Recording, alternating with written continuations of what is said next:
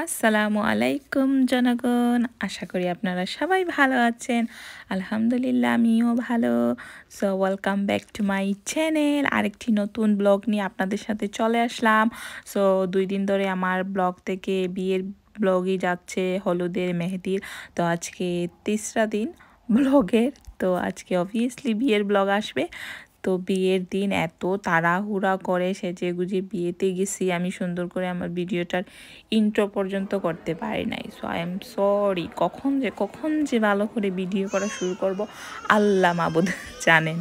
তো যাই হোক, তো ভিডিওতে চলে আসছি। আমার ফুল ফ্যামিলি, নার্গিসের ফুল ফ্যামিলি, আমরা সবাই আসছি বিয়েতে। দেখতেই পারতেছেন আমার হাজব্যান্ড, বাচ্চা সবাই আছেন।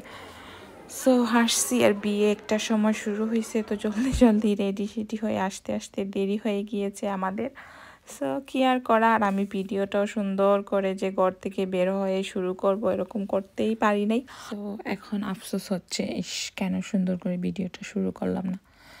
সো যাই হোক, আর অনেক মানুষ, বিয়ে শাদির ব্যাপার, তার উপরে বাঙালি বিয়ে, অবভিয়াসলি মানুষ তো হবেই, অনেক অনেক মানুষ। সো আমরা এই তো টেবিলে বসেছি একদম, মানে ওই যে বর কনের স্টেজের সাইডেই বসেছি। আর খাবার দাবার দিচ্ছে না, অনেকক্ষণ ধরে বসে আছি সালাদ প্লেটে নিয়ে। মানে কি বলবো, এইখানের সার্ভিসিং এত এত বাজে, মানে কি বলবো, এত বাজে ছিল। ও মাই গুডনেস। আর কিচ্ছু করার নাই। তারপরে অনেকক্ষণ অপেক্ষা করার পরে খাবার আসছে।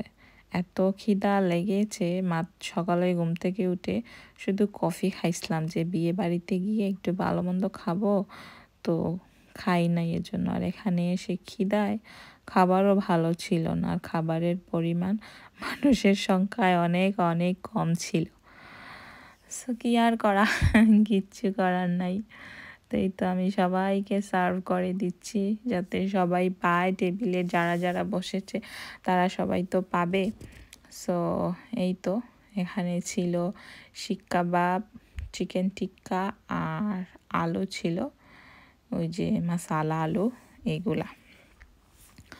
সো বাঙালি বিয়ে, কিন্তু বাঙালি খাবার দাবার ছিল না, টোটালি সব কিছু পাকিস্তানি টাইপের স্টাইলের ছিল। অফকোর্স এখানে তো কোনো বাঙালি মানে রেস্টুরেন্ট অথবা কমিউনিটি সেন্টার নেই, সবই পাকিস্তানির কমিউনিটিটা এখানে বেশি, তো ক্লাস করতে এর জন্য সব পাকিস্তানি স্টাইলেই হয়।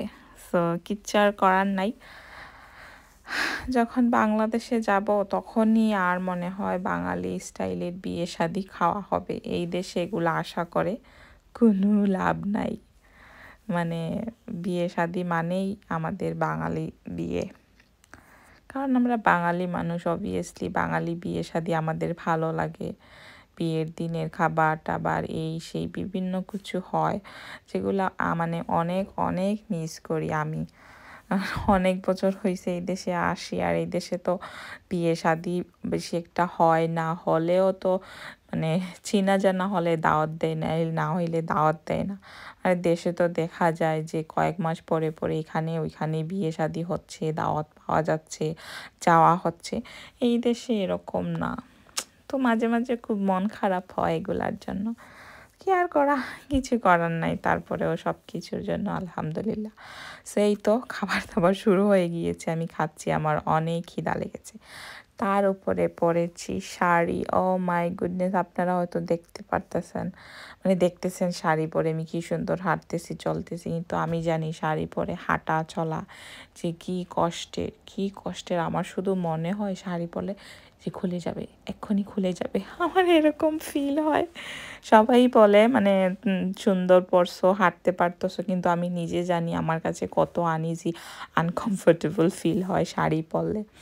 তো কি আর করা, সবার সাথে যদি মিলে জুলে চলতে হয়, তো সবাই এই বিয়েতে শাড়ি পরছে, বেশিরভাগ মানুষই শাড়ি পরছে, সো এই জন্য আমিও পরছি।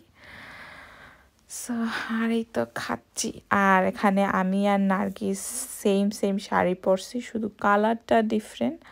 আর আমরা সেম জায়গা থেকে আনছি, শাড়িগুলো কিন্তু বাংলাদেশ থেকে আসছে। আমরা ওই যে নার্গিসের হাজব্যান্ড সালাম ভাই, উনি বাংলাদেশে গিয়েছিলেন কয়েকদিন আগে তো তখন উনি নিয়ে এসেছিলেন বাংলাদেশ থেকে। সো উনি মানে খুবই ভালো হয়েছে বাংলাদেশ থেকে আনায়। আর এখান থেকে যদি এই শাড়িগুলা নিতাম তাহলে অনেক অনেক এক্সপেন্সিভ পড়তো আমাদের জন্য।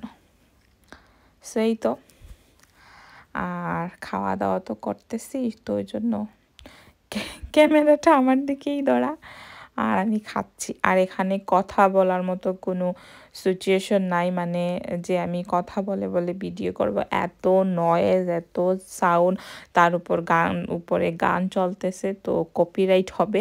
সেই জন্য আমি কথাই বলিনি, যে ভাবলাম পরে আমি ভয়েস ওভার দিয়ে দেব। এখন আর আমার কথা বলার দরকার নাই, এখন যা পারি শুধু ভিডিও করতে থাকি। তো খেতে খেতে কি হলো, বর কনে স্টেজে চলে আসতেছে। প্রথমে ওইদিকে তাদের কাবিন হইছে, ওগুলো আর আমরা দেখি নাই। আমাদের এখানেই প্রথমে বলা হয়েছিল এসে বসতে, তো আমরা বসে গিয়েছি। আর আমরা খাচ্ছি, আর তারা এসে গিয়েছে। তো মাশাল্লাহ মাশাল্লাহ সুন্দর লাগতেছে দুজনকে। তারপরে এই তো কেক নিয়ে আসা হয়েছে, বড় একটা কেক। এখন দুজনে মিলে কেক শেক কাটবে, কারণ বরের বাড়ি অনেক দূর, ম্যানচেস্টার থেকে এসেছে বর। সো আবার ম্যানচেস্টার যেতে হবে।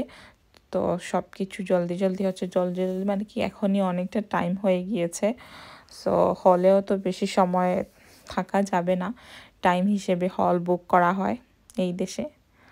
সো এই তো, আর মাশাআল্লাহ দুজনকে খুবই সুন্দর লাগতেছে। আল্লাহ যেন ওদের সারা জীবন এরকমই রাখেন একসাথে।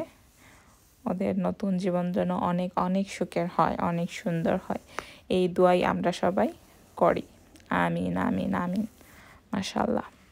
তারপরে আমাদেরকেও ডিজার্ট দেওয়া হয়েছে। ডিজার্টে ছিল মিষ্টিটার নাম কি কে জানি, মিষ্টি আর আইসক্রিম। মজা ছিল, মানে গোলাপ জামুন হলে আরও বেশি মজা লাগতো। গোলাপ জামুন আর আইসক্রিম খেতে অনেক অনেক মজা।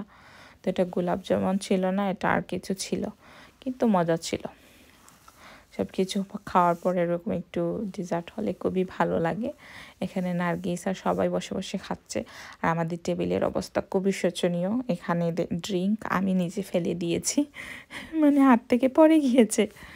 তারপরে মজার মানে জিনিস অনেক অনেক অনেক দিন পরে পাইছি। কি পাইছি? পান সুপারি। অনেক দিন পরে মজা করে খাইছি, আবার কয়েকটা হাতে করে গড়েও নিয়ে এসেছি। খুবই খুবই মজা করে মুখ ভরে আমি পান সুপারি খাইছি। তারপরে বিদায়ের পালা চলে এসেছে, কনে চলে যাবে শ্বশুর বাড়ি। খুবই কান্নাকাটি হচ্ছে, এখানে সবাইকে বিদায় জানাচ্ছে।